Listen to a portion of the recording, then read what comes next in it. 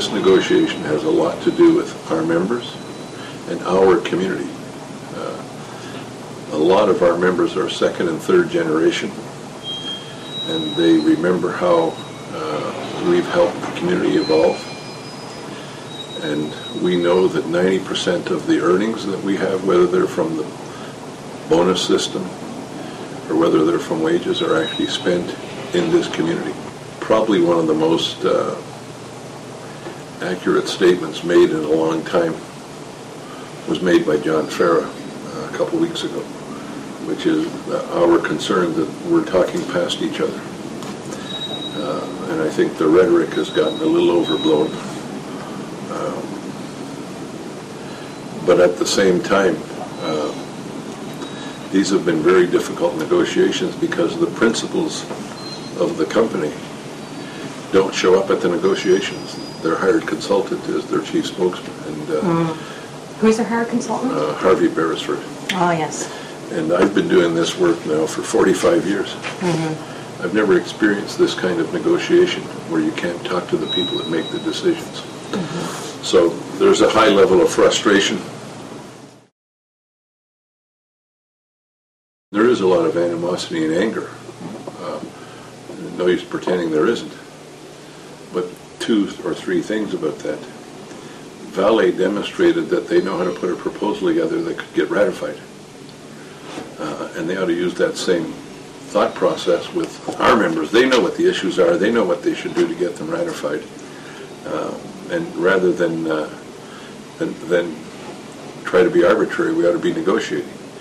Secondly, some of the issues that were and are still issues in the local 6500 bargaining were never ever part of the culture of the office tech and professional workers. Right. They had a different kind of bonus system historically. They had a different kind of pension system historically, so that there were no needs for big changes there. And they put together I think a financial package, and they shaped it in a way, including offering the money to the laid-off folks. I haven't heard them say any of that for our folks. And so it's about bargaining and about your objectives, and I think here the company was willing to use the collective bargaining process with 2020 to do 3 things: drive a wedge between one group of workers and the other, and to get a collective agreement that they knew would be hard to reject and get ratified, and then to use that as a public relations piece both in Canada and Brazil. Within minutes they put out a press release in Brazil. Yeah. You know, and I understand that. That's because they want to try to discredit what our 6,500 people are doing in Brazil, because our people have so much support by the Brazilian workers. But it's not going to work because we have people in Brazil today telling the truth. Can the union now try to take advantage or change the way its tack is on collective bargaining? Is there a way you can beat them at their game, so to speak? Look, I just think it's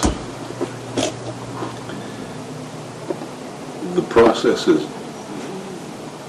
dysfunctional when each side tries to outmaneuver the other side in public communication, because what it ends up being is the equivalent of 2 kids having a butter fight.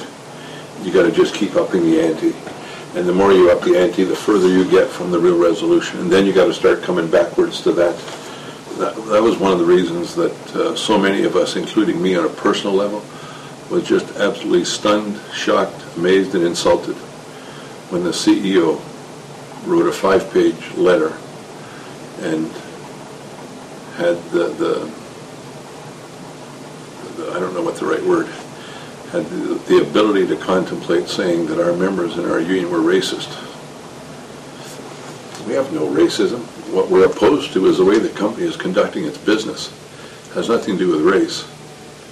And so that created inside of the membership, that created almost as much animosity as Tony Clement saying this would be a Death Valley.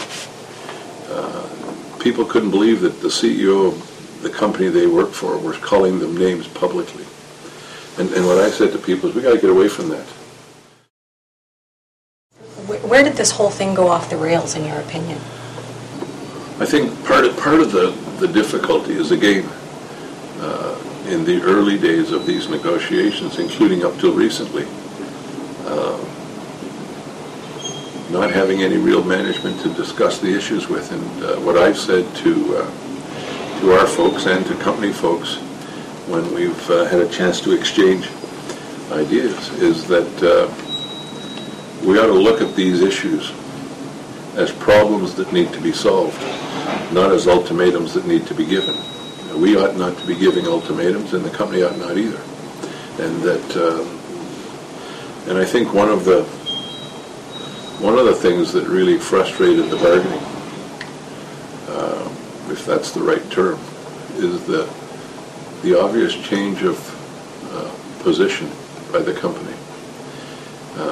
And when they acquired Sudbury, it was the prize they had won the lottery, and this was the best, richest, most sustainable, skilled, every adjective that you could use this was positive, they used it. And then within weeks of the bargaining started, the CEO comes out and says this is their highest cost producer and these issues aren't sustainable. Complimented by the Minister of Industry, who says, was it not for Valley, Sudbury would be a death valley.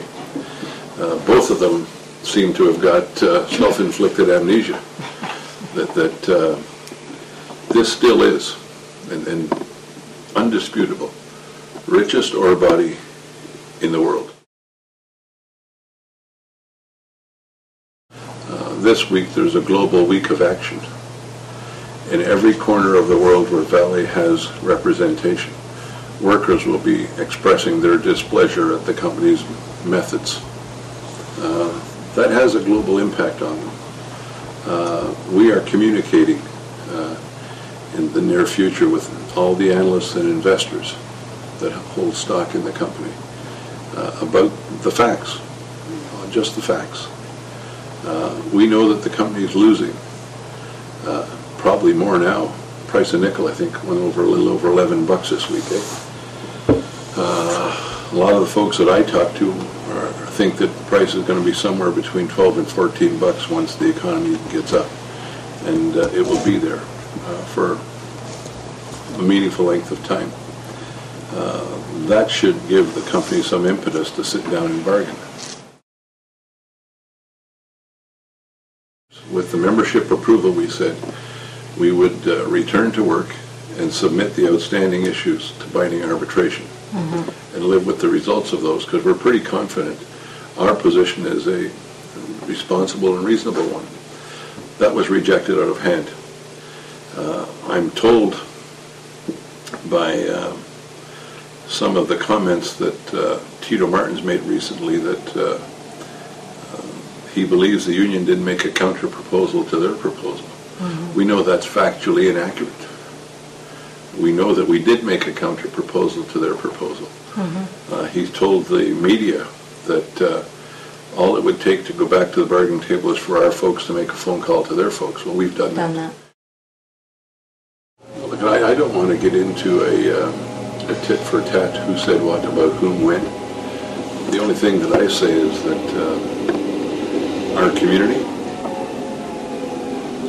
that every one of us who grew up here loves, everybody who came here from somewhere else grows to love, and our members deserve to have this resolved through collective bargaining.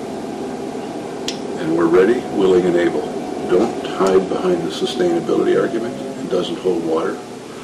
You can talk about wanting to make changes and discuss how we're going to make those changes so that it'll be mutually beneficial to all stakeholders, our members, our community, and the company. And we'll negotiate and bargain about those. We don't have a position that's buried in cement. Never have, never will. It's not the way we've done bargaining.